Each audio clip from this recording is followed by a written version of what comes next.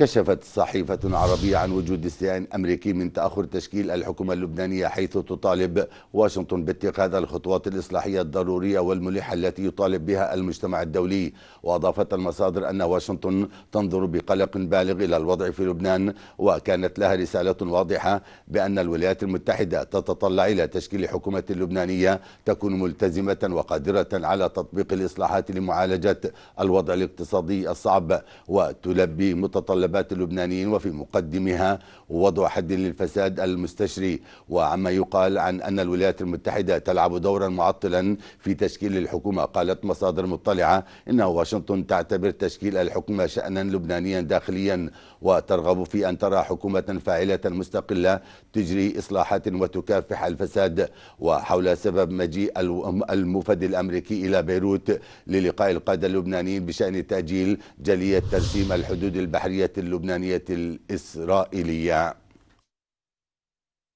يبقى تعليق الجلسة الخامسة من المفاوضات غير المباشرة بين لبنان وإسرائيل رهن التكهنات لحين وصول السفير الأمريكي جون ديروشي إلى بيروت.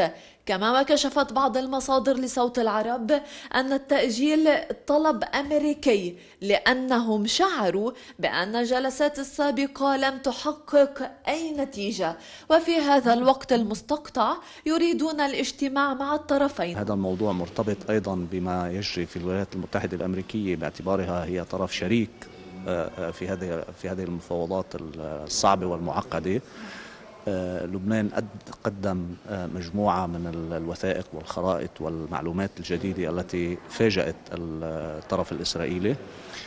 يحاول الطرف الإسرائيلي أن يعني يماطل ويحاول أن يدفع الأمور إلى مزيد من التعقيد، ولكن الأمريكي وأيضا الأمم المتحدة لهم مصلحة بأن تبقى هذه المفاوضات. مع العلم ومن خلال بعض المعلومات فإن وزير الطاقة الإسرائيلي هو من طلب من الجانب الأمريكي التدخل. لا أعتقد أن لبنان بوارد التنازل أو التراجع. إذا كانت ستصل إلى نتيجة يوما ما، ربما تصل إلى نتيجة كخط وسط أو كحل وسط كما يقال، حل وسط.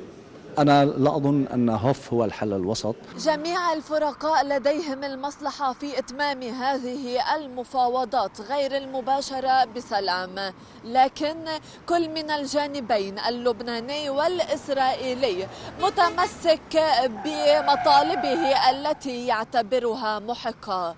كيف ستكون ردة فعل الأمريكي وماذا سوف تؤول إليه الأحوال بعد لقائه مع الجانبين؟